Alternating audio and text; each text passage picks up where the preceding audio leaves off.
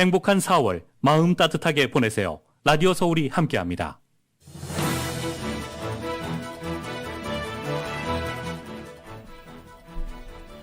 역사상 최초의 흑인 여성 대법관이 탄생하게 됐습니다. 연방 상원은 오늘 본회의에서 카탄지 브라운 잭슨 대법관 후보자에 대한 인준안을 찬성 53, 반대 47로 가결했습니다. 러시아로부터 에너지 수입을 금지하고 무역 관계에서 최혜국 대우라는 특혜를 폐지하는 법안이 최종 가결 처리됐습니다. 법안은 이제 바이든 대통령의 서명만을 남겨두었습니다. 러시아가 유엔 인권이사회에서 퇴출당했습니다. 안전보장이사회 상임이사국이 유엔 산하기구에서 자격 정지된 것은 러시아가 처음입니다. 연방 하원이 전국의 식당업주들을 위해 400억 달러가 넘는 코로나 구제 기금을 승인했습니다. 그러나 상원의 통과 전망은 불투명한 상태입니다. 타운 내 하숙집들에서 관광객을 유치하기 위해 장기 투숙객에게 퇴거 요청을 하는 사례가 늘고 있습니다. 하지만 이 같은 강제 퇴거는 LA에서는 불가능합니다. 내년 세계 한상 대회가 오렌지 카운티에서 열리게 됩니다. 재외동포재단과 미주 한인상공회의소 총연합회 주관으로 내년 10월 애나하임 컨벤션 센터에서 개최됩니다. 윤석열 당선인이 10일 경제부총리를 비롯해서 내각 인선을 1차로 발표합니다. 당선인 측은 늦어도 다음 주에는 대통령실 수석들과 비서관직도 내정할 방침입니다.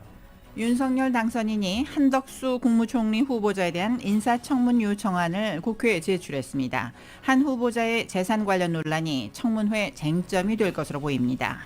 6일 지방선거를 앞두고 각 당의 후보 자리부터 차지하기 위한 경쟁이 본격화되고 있습니다. 민주당은 송영길 전 대표가 서울시장 경쟁에 나섰고 국민의힘은 유승민, 김은혜 두 전현직 의원이 신경전을 벌이고 있습니다. PGA 시즌 첫 메이저 대회인 마스터즈에서 임성재 선수가 5언더파 단독 선두로 라운드를 마쳤습니다. 타이거 우즈는 1언더파 공동 11위로 2라운드를 시작합니다. 오늘 뉴욕 증시는 연방준비제도의 공격적인 긴축 우려에도 낙폭 과대에 따른 반발 매수세로 상승했습니다.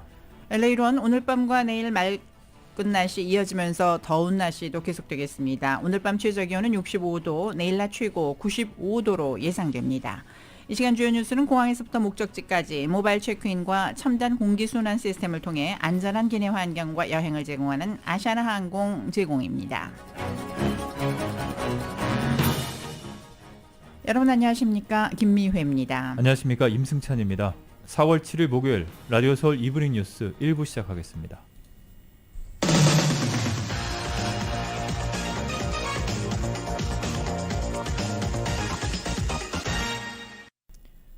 연방 상원이 사상 첫 흑인 여성 연방 대법관 인준안을 가결했습니다. 그동안 백인 남성이 주류였던 연방 대법원 구성도 바뀌었는데 실제 어떤 변화가 있을지는 지켜봐야 할 것 같습니다.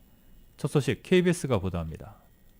미국 상원이 커탄지 브라운 잭슨 연방 대법관 후보자에 대한 인준안을 가결했습니다. 50대 50으로 팽팽한 의석 배분에서 여당인 민주당 전체 의원들은 물론 공화당 의원 3명이 찬성표를 던진 결과입니다. On this vote, the yeas are 53, the nays are 47, and this nomination is confirmed. 바이든 대통령의 정식 임명 절차가 남았지만 사실상 233년 미국 사법 역사상 최초의 흑인 여성 대법관이 탄생하게 된 겁니다. 올해 51살인 잭슨 판사는 국선 변호사 출신으로 퇴임한 브레이어 대법관의 재판 연구관을 거쳐 연방 항소법원 판사 등을 역임했습니다. I interpret and apply the law to the facts of the case before me without fear or favor, consistent with my judicial oath. 조 바이든 대통령은 백악관에서 연방 대법관 인준 과정을 잭슨 판사와 함께 TV로 시청했으며 가결 직후 포옹으로 기쁨을 나눴습니다. 이와 관련해 백악관은 바이든 대통령이 후보 시절 공약했던 대법원 구성의 다양성을 실현했다는데 역사적 의미를 부여했습니다. Obviously, this is a tremendously historic day in the White House and in the country, and this is a fulfillment of a promise the president made to the country. 실제 잭슨 대법관이 활동을 시작하면 미 연방 대법원은 사상 처음으로 백인 남성 대법관 비율이 과반 아래로 내려갑니다. 미 연방 대법원은 그동안 대법관 115명을 배출했는데 94%, 108명이 백인 남성이었습니다. 이처럼 미국 연방대법원의 구성이 다양해졌다 해도 보수 대 진보가 6대 3이라는 판단 기준에는 변화가 없다는 평가입니다. 워싱턴에서 KBS 뉴스 김기현입니다. 도널드 트럼프 전 대통령이 하루에 $10,000씩의 벌금을 납부해야 할 위기에 처했습니다. 뉴욕타임즈는 오늘 레티샤 제임스 뉴욕주 검찰총장이 맨해튼 법원에 트럼프 전 대통령에게 법정 모독죄를 적용해달라며 이같이 요청했다고 보도했습니다. 트럼프 전 대통령은 지난달 31일까지 뉴욕주 검찰이 요청한 사업 관련 서류를 제출하라는 법원의 명령을 거부했습니다. 트럼프 전 대통령은 민주당 소속인 제임스 총장이 정치적인 이유로 부당하게 수사를 벌이고 있다면서 수사에 협조하지 않고 있습니다. 이에 대해 제임스 총장은 트럼프 전 대통령이 수사에 협조할 수 있도록 충분한 벌금을 부과해야 한다고 법원에 요청했습니다. 또 트럼프 전 대통령은 뉴욕주 검찰이 자신과 장남 도널드 트럼프 주니어, 장녀 이방카에게 보낸 소환장에 대해서도 법원에 대한 이의 제기를 통해 협조하지 않는 상태입니다. 앤서니 파우치 국립알러지 전염병연구소 소장이 올가을에 전국에서 코로나19의 재확산이 일어날 것이라고 경고했습니다. 파우치 소장은 블룸버그 TV에 출연을 해서 관련 질문에 앞으로 몇 주간 확진자가 소폭 증가할 것으로 내다보며 이같이 예상했습니다. 파우치 소장은 우리는 앞으로 몇 주간에 걸쳐 확진자가 소폭 증가할 것으로 예상해야 한다고 생각한다며 충분한 집단 면역이 형성돼 있어서 많은 입원으로 이어지지 않기를 바란다고 말했습니다. 특히 미국이 영국 등 다른 나라의 추이를 뒤따라 밟아온 점, 마스크 착용 의무화와 다른 실내 방역 규제를 대거 해제한 점, 백신의 면역 효과가 시간의 경과에 따라서 약화한다는 점 등을 코로나19가 확산하기 좋은 여건으로 들었습니다. 파우치 소장은 다만 소폭의 증가가 훨씬 더 많은 확진자가 나오는 확산으로 변할지는 예측하기 어렵다면서도 가능성을 열어뒀습니다. 연방하원이 오늘 전국의 식당 업주들을 위해서 $400억 넘는 코로나 구제기금을 승인했습니다. 이 소식 정현우 기자가 전해드립니다. 코로나 팬데믹으로 어려움을 겪는 전국의 요식업주들을 위한 코로나 구제기금을 부활시키는 방안이 7일 연방하원을 통과했습니다. 연방하원에서 223대 203으로 통과한 이 방안은 지난해 연방정부의 식당 구제기금 펀드에 신청했지만 기금 소진으로 지원을 받지 못한 업주들을 구제하자는 것이 골자로 식당 업주들을 위해서 연방정부가 $420억 지원금을 제공하고 코로나로 인해 아직도 고전하는 타업종 비즈니스 오너들에게는 $130억 지원하는 내용을 담고 있습니다. 이 방안은 7일 223대 203으로 통과됐는데 민주당 의원 중에서 반대표를 던진 의원은 4명, 공화당 의원 중에서 찬성표를 던진 의원은 6명이었습니다. 연방 상원에서의 통과 전망은 불투명합니다. 당초 연방정부는 어메리칸 레스큐 플랜 액트 2021을 마련해서 코로나로 인한 영업 중단으로 매출에 타격을 입은 식당 업주들을 돕기 위해 $286억 달하는 비과세 무상 지원금을 지원했지만 프로그램이 론치된 후 3주 만에 기금이 소진된 바 있습니다. 당시 10만 1,000개의 비즈니스가 지원금을 받았고 나머지 자격 대상이 되는 17만 7천 개 비즈니스 업주들은 지원금을 받지 못했는데 가주의 경우 자격 대상이 되는데 기금 소진으로 지원금을 받지 못한 식당은 2만 군데에 달했습니다. 지난해 어메리칸 레스큐 플랜 액트 2021을 통해 요식업주들이 지원받은 평균 지원금 액수는 $28만 3천 달했습니다. 7일 하원을 통과한 추가 구제 지원 방안을 상정한 얼 블루메노 연방 하원의원은 $420억 규모의 지원금이면 지난해 지원금을 신청했지만 한 푼도 받지 못한 요식업주들에게 지원금을 모두 나눠줄 수 있는 액수라고 설명했습니다. 단 이번 추가 구제 지원금은 지난해 지원금을 신청했던 식당 업주들만을 수혜 대상으로 하고 있습니다. 전미 요식업협회에 따르면 코로나 팬데믹 동안 9만 개 식당이 폐업 혹은 한시적으로 영업을 중단했으며 가주의 경우 식당 3분의 1이 팬데믹 동안 영구적으로 문을 닫은 것으로 집계됐습니다. 라디오 서울뉴스 정현호입니다. 의회가 오늘 러시아로부터 에너지 수입을 금지하고 무역관계에서 최애국 대우라는 특혜를 폐지하는 법안을 최종 가결했습니다. 상원은 이 같은 내용이 담긴 법안 2건을 각각 100대 0 만장일치 찬성으로 처리했습니다.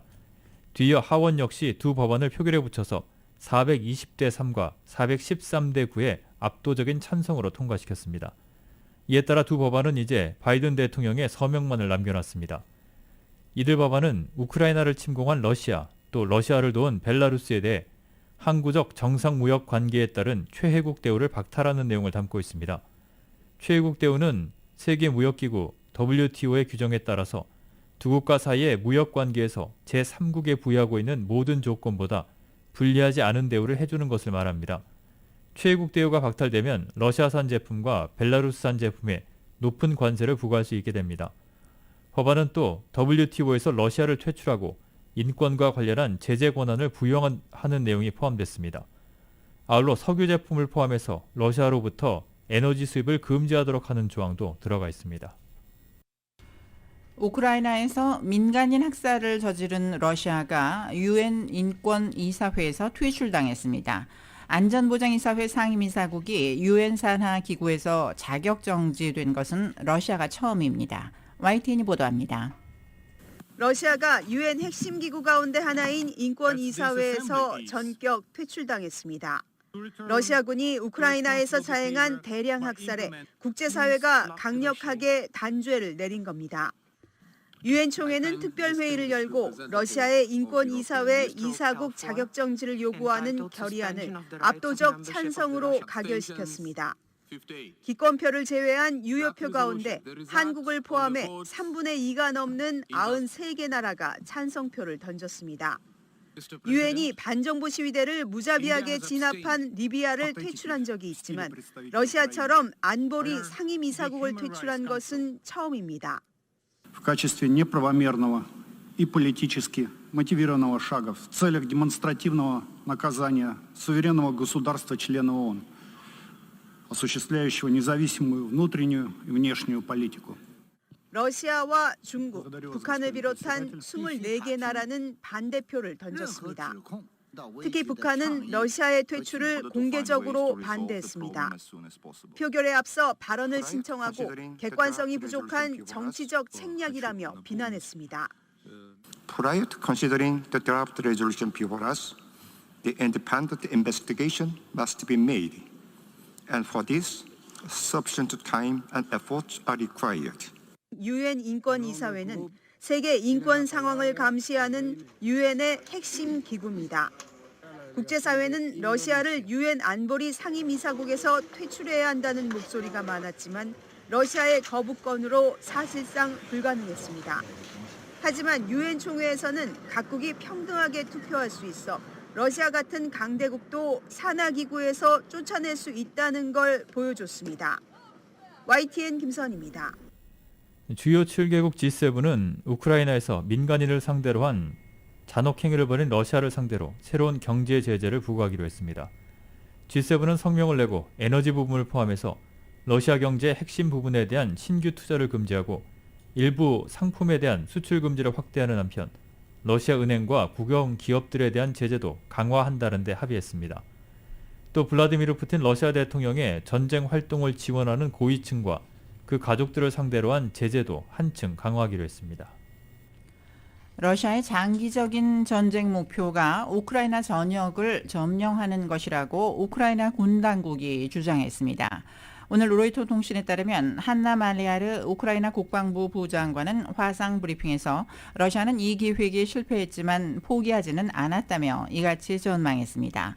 말리아르 부장관은 아울러 러시아가 이전의 단기 목표로 루한스키, 도네츠크가 포함된 동부 돈바스 지역 점령에 집중할 것이라고 내다봤습니다.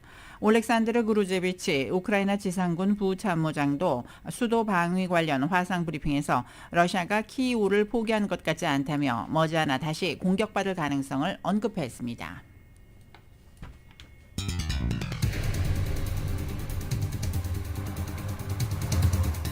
라디오 서울 이브닝 뉴스 1부 이 시간 LA와 가든그로브 두 곳에서 모시는 금강안경 검안과 1250만 불 교통사고 최고보상 교통사고 전문 천재 변호사 리차드 호프만 주류 언론과 유명 인사들을 감동시킨 미주 판매 1위 카후나 마사지 체어 한인기업의 자랑 카후나 마사지 체어 온오프 PRGR 야마하 14 MU 스포츠 전미국 독점 총판 올림픽 골프에서 함께 보내드립니다.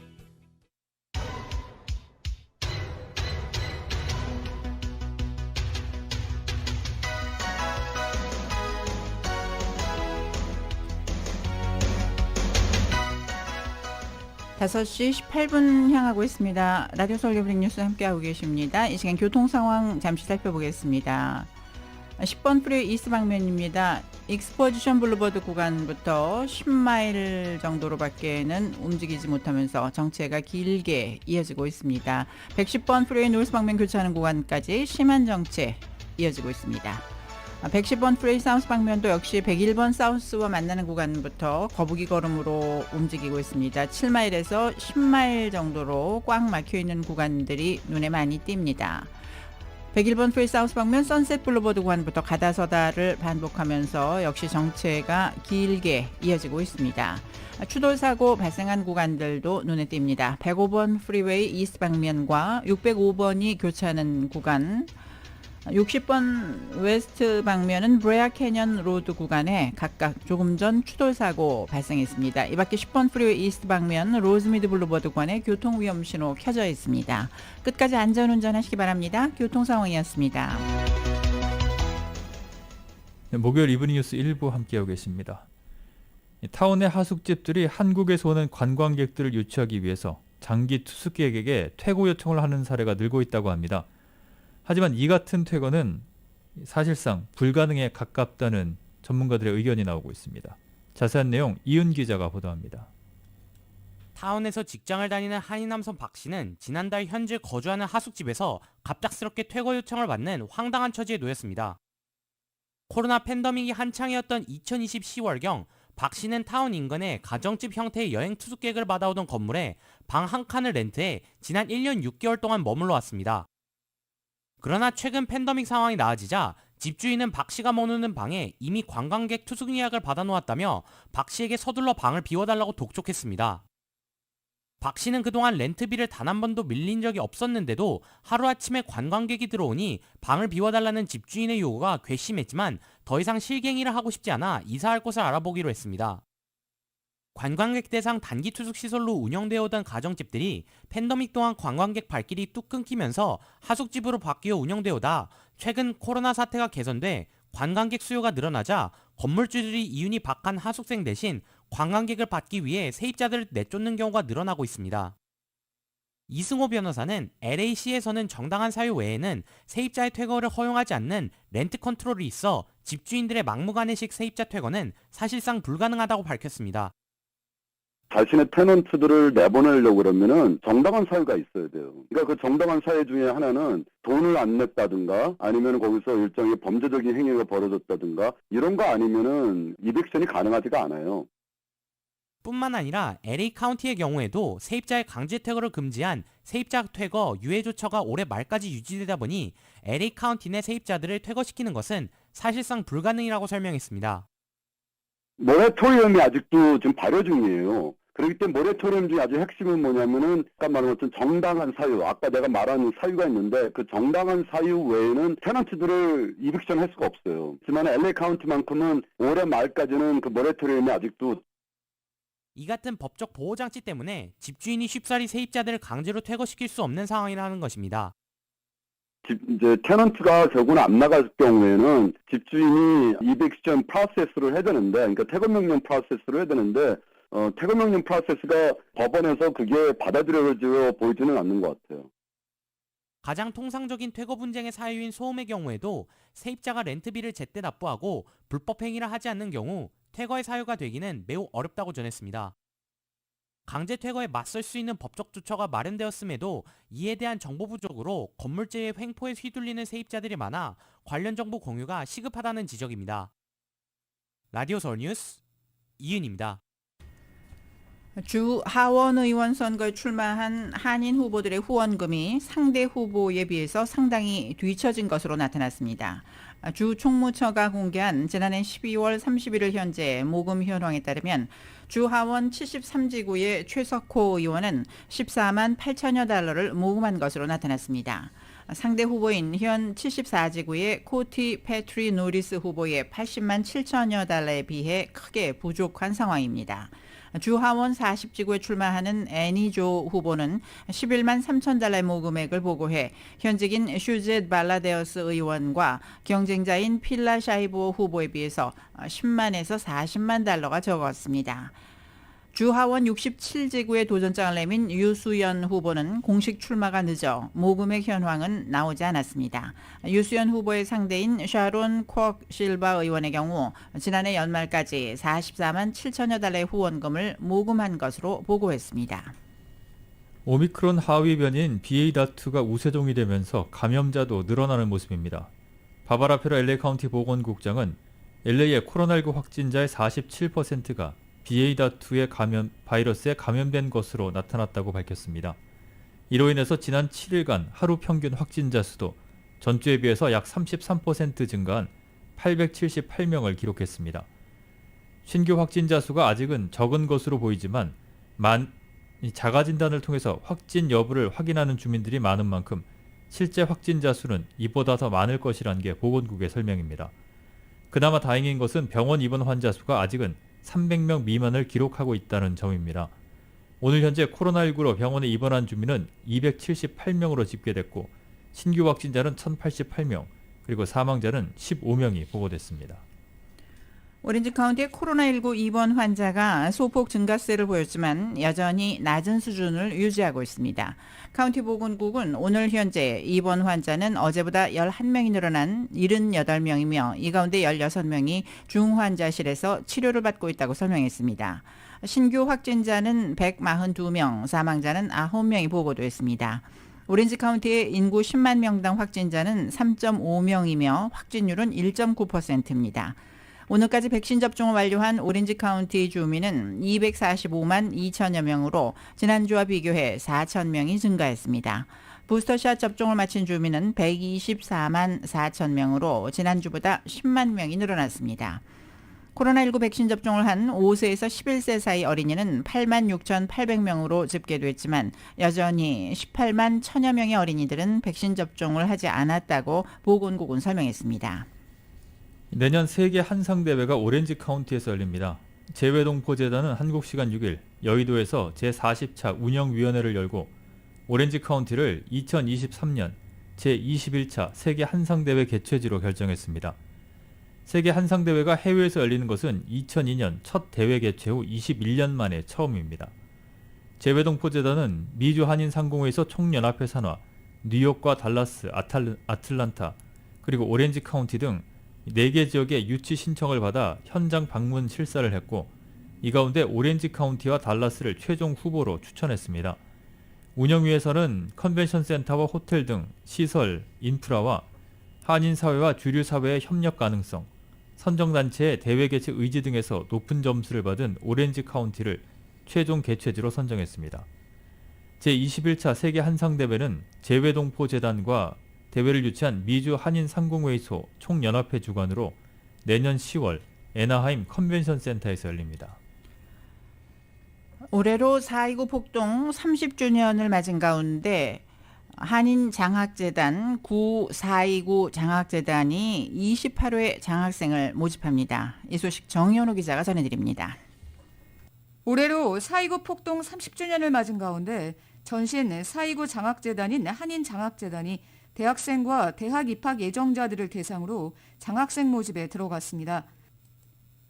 장학금 신청 자격은 현재 대학에 재학 중인 학생이거나 올가을 대학 입학 예정자로서 4.29 폭동 피해자의 자녀와 손자녀 혹은 한인을 포함한 지역 소수민족의 자녀, 소방관과 치안 담당관의 자녀를 비롯한 LA 지역에 거주하는 학생들입니다. 한인장학재단은 총 20명을 선발해 1인당 장학금 1,500달러를 지급합니다. 장학금 신청자 마감은 4월 29일로 장학금 신청서와 에세이 등을 제출하면 됩니다. 최학선 장학재단 이사장입니다. 올해 에세이 주제는 올해가 30주년 LA 폭동 30주년이 되는 해니까 미주 한인 이민 역사상 가장 아픈 이게 기억 중에 하나인데 이에 대해서 학생들에게 젊은이들에게 LA 폭동 역사에 대한 이해와 고찰 그리고 교훈에 대해서 좀 대대적인 의미에서 학픽을 이렇게 주었어요. 그래서 우리 웹사이트에 들어와서 그것을 자세히 읽고 그 내용대로 쓰면 됩니다. 한인장학재단은 지난 1992년 LA 폭동 피해자의 자녀 교육을 위해서 한국 정부가 마련한 기금으로 설립된 재단으로 4.29 폭동 당시 한인타운을 지키다가 목숨을 바친 한인 청년 에드워드 리군을 추모하기 위해서 세워졌으며 지난 27년 동안 988명의 학생들에게 총 114만 5,500달러의 장학금이 지급됐습니다. 최학선 이사장은 성적이 우수하고 커뮤니티에 활발한 봉사활동을 펼쳐 모범을 보인 학생들을 대상으로 한다고 밝혔습니다. 제일 마음 간 것은 그 어려운 가운데 부모를 돕고 또 이웃을 도우면서 열심히 그 공부해서 그 4.0 혹은 4.0 가까이 이렇게 하는 학생들, 또 그 다른 단체를 도우면서 학업에 열중하고 학교에서 여러 가지 봉사를 한 학생들, 이런 사람들 주로 뽑았습니다. 장학금 신청서와 구비 서류는 한인 장학재단 웹사이트 www.koreanheritage.org에서 다운로드받아 작성해서 한인 장학재단 주소 1111 크렌쇼 불바드 LA 캘리포니아 90019로 우송하면 됩니다. 관련 문의는 전화 213-738-0908 혹은 info@koreanheritage.org로 하면 됩니다. 라디오 서울뉴스 정현호입니다. 패창가 리조트가 지난 4일과 5일 이틀간 제15회 캐릭터 미디어 연례 프로 M 골프 대회를 성료했습니다. 이번 행사는 테미큘라에 있는 저니 코스에서 개최됐습니다. 9년째를 맞이한 이번 챔피언십 대회는 메간 칸과 엔젤인, 최은정, 이미양을 포함해서 30명의 LPGA 골프 선수들과 VIP 게스트들이 참석했습니다. 대회는 5일 오전 10시부터 본격적으로 시작돼서 18홀 스크램블 토너먼트 형식으로 진행됐습니다. 헐리우드 차병원이 어제 남가주 혈액은행과 파트너십을 맺고 헌혈 행사를 펼쳤습니다. 헐리우드 차병원은 전국이 장기화된 팬데믹으로 혈액 공급 부족 사태에 직면하자 이를 조금이나마 해소하기 위해 행사를 개최하게 됐다고 설명했습니다. 헐리우드 차병원 임직원들을 대상으로 실시한 이번 캠페인에서 총 20파인트 이상의 혈액을 모았으며 기부된 혈액은 로컬 의료기관들을 통해 도움을 필요로 하는 환자들에게 나누어질 예정입니다. 20파인트의 혈액은 최대 66명의 환자들을 살릴 수 있는 양입니다. 라디오 서울 이브닝 뉴스 함께하고 계십니다. LA와 가든그로브 두 곳에서 모시는 금강안경 검안과 1250만 불 교통사고 최고보상 교통사고 전문 천재 변호사 리차드 호프만 제공입니다. 잠시 후에는 한국 소식 전해드립니다.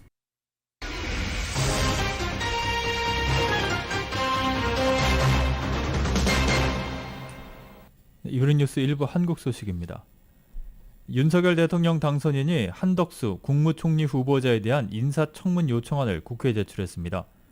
한 후보자의 재산 관련 논란이 인사청문의 쟁점이 될 것으로 보이는 가운데 한 후보자는 10년 사이 재산이 40억 원에서 82억 원으로 2배로 늘어난 것으로 확인됐습니다.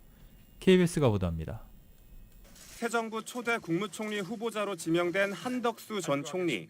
민관을 아우르는 풍부한 경험을 바탕으로 국정과제를 수행해 나갈 적임자라고 생각합니다. 지명 나흘 만인 어제 인사청문 요청안이 국회에 제출됐습니다. 인사청문회를 앞두고 한 후보자의 재산 형성 과정에서 이해충돌 의혹이 쟁점으로 떠올랐습니다. 최근까지 법률사무소에서 억대 보수를 받고 과거 외국계 대기업으로부터 거액의 임대료를 받은 게 이해충돌 가능성이 있지 않느냐는 겁니다. 국회에 제출된 한 후보자의 재산 관련 증빙 자료를 입수해 살펴봤습니다. 2012년 주미대사를 끝으로 공직에서 물러난 뒤 최근 10년 사이 본인과 배우자의 재산이 40억 원에서 82억 원으로 2배로 늘었습니다.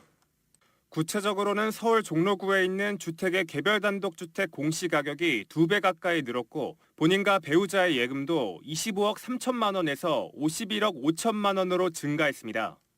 소득 내역을 살펴보니 2017년 12월부터 최근까지 김앤장 법률사무소에서 고문으로 일하며 총 20억 원가량을 받았는데 월 평균 3,800만 원에 해당합니다.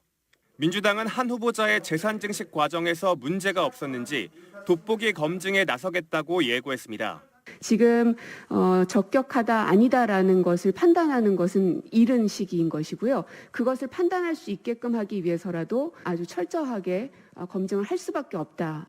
다른 국무위원 후보자와 달리 총리 후보자 인준은 반드시 국회 표결을 거쳐야 해 과반 의석을 차지하는 민주당의 동의가 필수적입니다.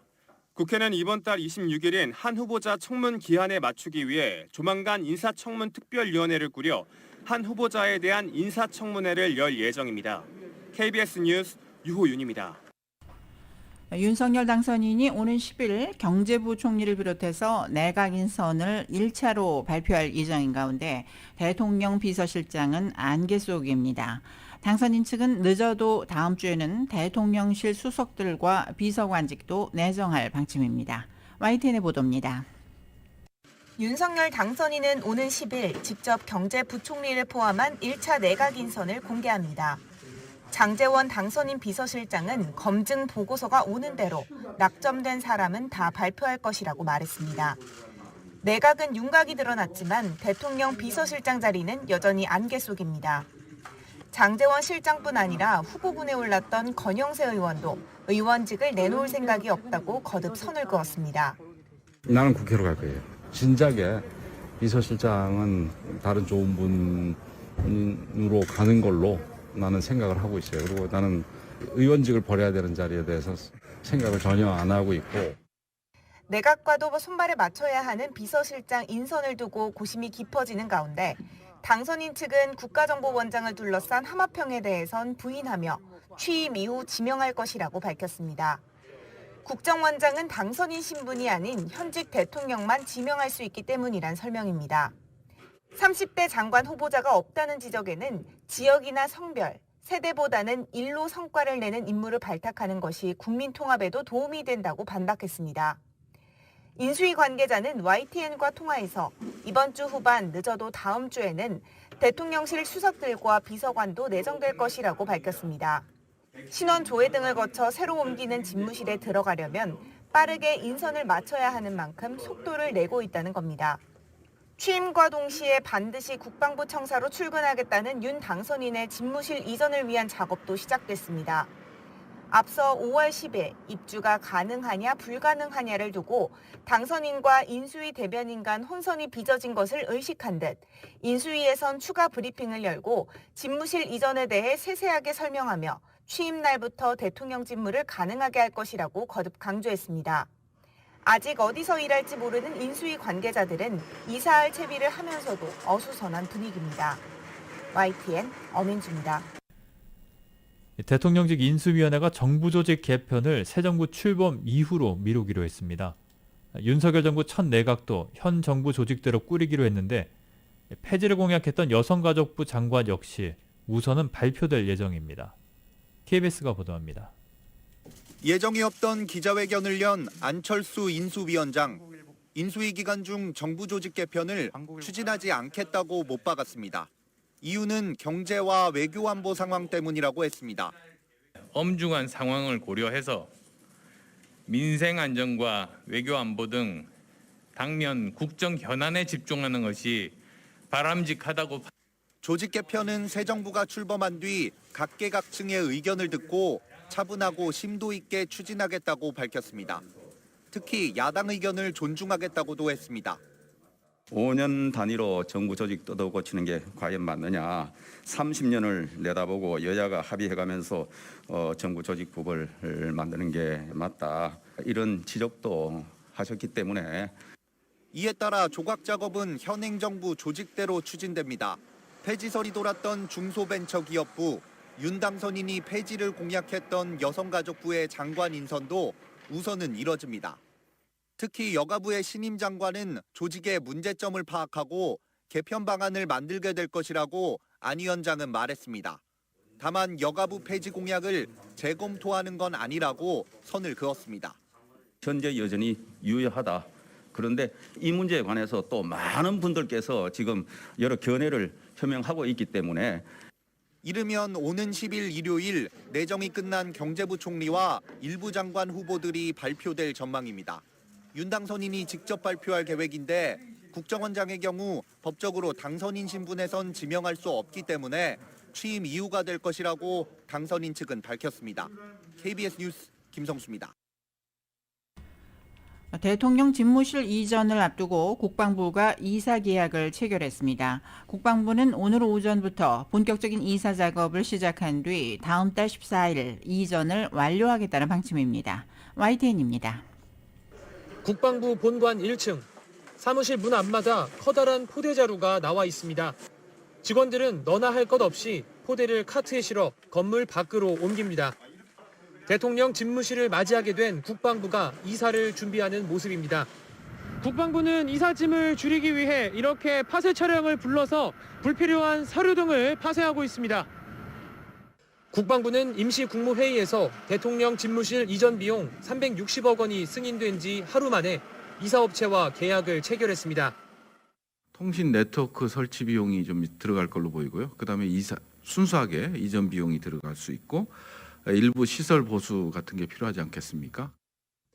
국방부 이전 비용은 118억 원으로 이사비 30억 원, 네트워크 구축 비용 55억 원, 시설 보수비 33억 원입니다. 국방부의 계획에 따라 이전 작업은 5차례에 걸쳐 진행돼 다음 달 14일에 완료될 예정입니다. 국방부 2층부터 4층까지의 장차관실과 기획조정실 등 핵심 지휘부서는 상반기 한미 합동훈련이 끝나는 이번 달 28일까지 잔류하게 되면서 가장 늦게 이전 작업에 들어갑니다. 이전 완료 예상 날짜가 윤석열 당선인의 대통령 취임식 날짜인 5월 10일보다 나흘 늦어 윤 당선인이 취임식 당일 집무실에서 업무를 볼 수 없는 것 아니냐는 지적이 나왔지만 청사를 비우는 작업이 10일 이전에 먼저 진행되기 때문에 윤 당선인의 집무실이 국방부 청사에 들어오는 데에는 영향이 없을 것으로 전해졌습니다. YTN 신준명입니다. 6월 1일 지방선거를 앞두고 각 당의 후보 자리부터 차지하기 위한 경쟁이 본격화되고 있습니다. 민주당은 당내 반발 속에 송영길 전 대표가 서울시장 경쟁에 나섰습니다. 국민의힘은 유승민, 김은혜 두 전직 의원이 신경전을 벌이고 있습니다. KBS가 보도합니다. 국민의힘 소속 오세훈 시장에 맞서 민주당에서는 송영길 전 대표와 박주민 의원 등이 서울시장 경선 후보로 등록을 마쳤습니다.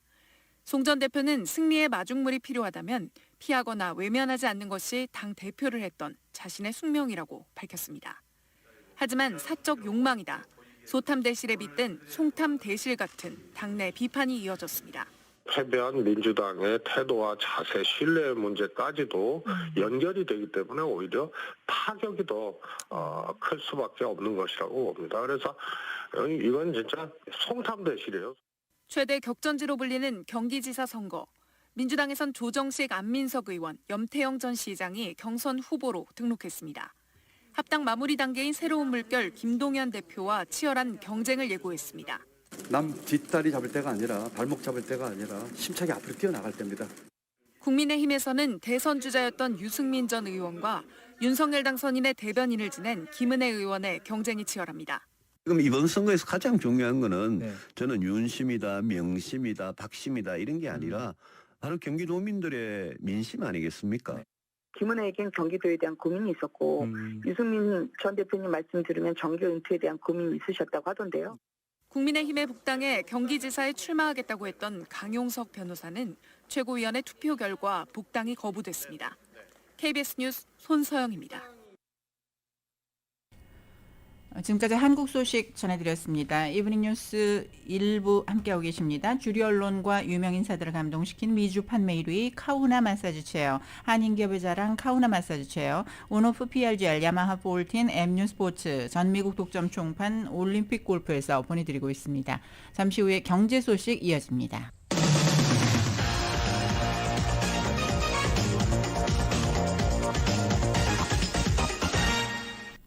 이브닝 뉴스 1부 경제 소식입니다. 뉴욕 증시는 연방준비제도의 공격적인 긴축 우려에도 낙폭 과대에 따른 반발 매수세로 상승했습니다. 다우존스 산업평균지수는 어제보다 87.06포인트가 오른 34,583.57로 장을 마쳤습니다. S&P 500 지수는 19.06포인트가 상승한 4,500.21, 나스닥 지수는 8.48포인트가 뛴 13,897.30으로 거래를 마쳤습니다. 뉴욕 유가는 국제에너지기구의 비축유 방출 소식을 소화하면서 3주 내 최저치로 마감했습니다. 뉴욕 상업거래소에서 7월물 서부 텍사스산 원유 가격은 어제보다 20센트 하락한 배럴당 96달러 3센트의 거래를 마치며 3월 16일 이후 최저치를 기록했습니다. 고용 회복에 힘입어서 실업수당을 청구하는 미국인 수가 53년 만에 가장 낮은 수준으로 떨어졌습니다. 연방노동부는 오늘 지난주 신규 실업수당 청구 건수가 16만 6천 건으로 집계됐다고 밝혔습니다. 지난 1968년 11월 이후 최저치로 전주보다 5천 건이 감소했습니다. 애초 전주 청구 건수는 20만 2천 건으로 발표됐지만 다시 17만 1천 건으로 대폭 하향 조정됐습니다. 블룸버그 통신이 집계한 전문가 전망치 20만 건도 크게 밑도는 결과입니다. 최소 2주 이상 실업수당을 신청하는 계속 실업수당 청구 건수는 150만 건으로 증가했으나 이는 2주 전 기준으로 집계되고 있습니다. 연방준비제도가 기준금리를 한 번에 0.5%포인트 인상을 예고한 가운데 연준 내부에서 연말까지 금리를 총 3%포인트 더 올려야 한다는 주장이 나왔습니다. 제임스 블러드 세인트루이스 연방준비은행 총재는 오늘 미주리대 토론회에서 올해 안에 기준금리가 3.5% 수준까지 올라가야 한다고 밝혔습니다. 연준에서 가장 매파적 인사로 분류되는 블러드 총재는 올해 2분기에 그 지점에 도달하기를 바란다. 우리는 움직여야 한다고 말했습니다. 지난달 0.25%포인트의 인상에도 불구하고 현 기준금리가 0.25에서 0.50%에 불과하다는 점을 고려하면 연내 3%포인트의 추가 인상을 촉구한 셈입니다. 이는 올해 남은 6번의 연방공개시장위원회 정례회의에서 매번 0.5%포인트씩 올려야 달성 가능한 수준입니다. 3월 연방공개시장위원회 의사록에서는 다수 참석자가 앞으로 한 번 이상의 0.5%포인트 인상이 필요하다는 데 뜻을 모았습니다. 2월 소비자 신용이 시장의 예상치를 웃도는 증가세를 보였습니다. 연방준비제도는 오늘 2월 소비자 신용이 전월보다 418억 달러가량 증가했다고 밝혔습니다. 계절 조정 기준 연율로는 11.3% 증가했습니다. 월스트리트저널이 집계한 전문가 예상치인 150억 달러 증가를 크게 웃돌았습니다.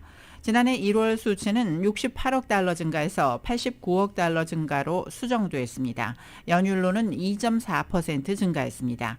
2월 신용카드 대출과 같은 리볼빙 신용은 20.7% 증가했습니다. 전달에는 4% 증가했었습니다. 반면에 상대적으로 변동성이 적은 자동차와 학자금 대출과 같은 비리볼빙 신용도 연율로 8.4% 증가했습니다.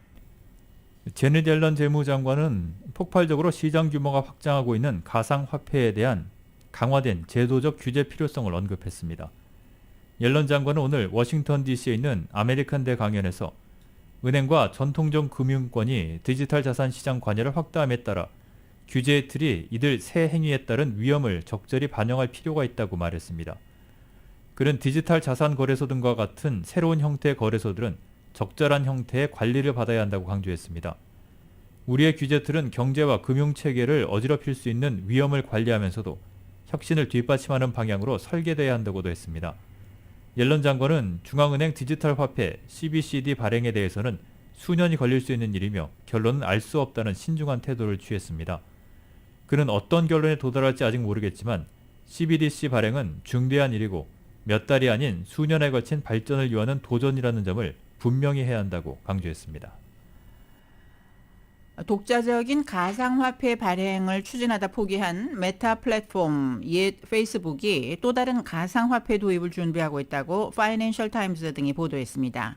파이낸셜 타임즈는 관계자를 인용 메타가 페이스북과 인스타그램, 왓츠앱 등 자사의 애플리케이션에서 대출이나 다른 금융 서비스를 제공하고 크리에이터에게 보상으로 지급할 수 있는 가상화폐와 토큰을 준비 중이라고 전했습니다.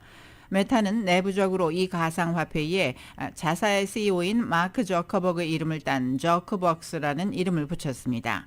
독자적인 가상화폐 발행 움직임은 메타가 3차원 가상세계인 메타버스를 회사의 미래로 지목하고 관련 서비스 개발 구축에 대규모 투자를 하겠다고 밝힌 가운데 나온 것입니다. 메타버스는 3차원으로 구축된 인터넷 세상으로 사람들은 이 가상세계에서 일하고 즐기며 어울리게 될 것이라고 저커버그 등 메타버스 지지자들은 말하고 있습니다. 저커벅스는 특히 메타버스를 겨냥한 가상화폐가 될 예정이며 블록체인을 기반으로 삼지 않을 수도 있습니다.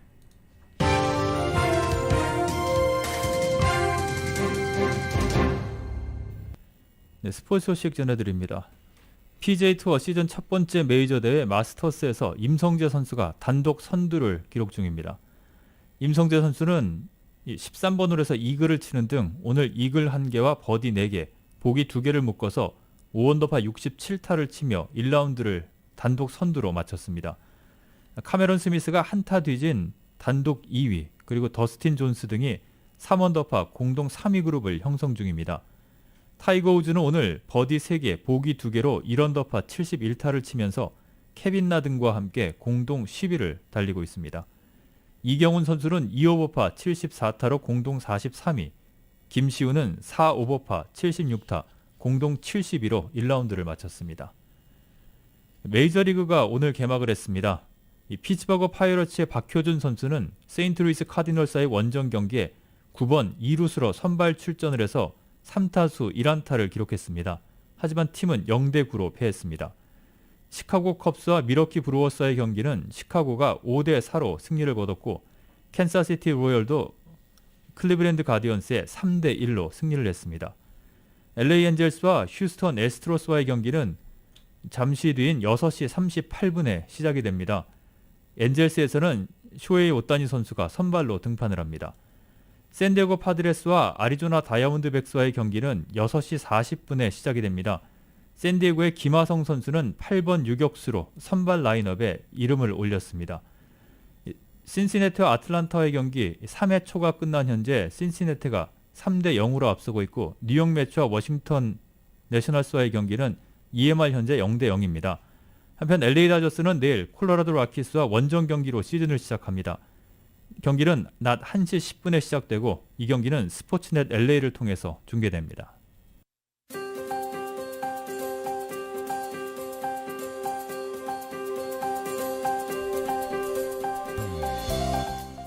(4월 7일) 목요일 저녁 라디오 서울 이브닝 뉴스 함께하고 계십니다. 날씨는 매운 치킨의 완결판 맥도날드 스파이스 치킨과 너겟을 즐기세요. 맥도날드 제공입니다.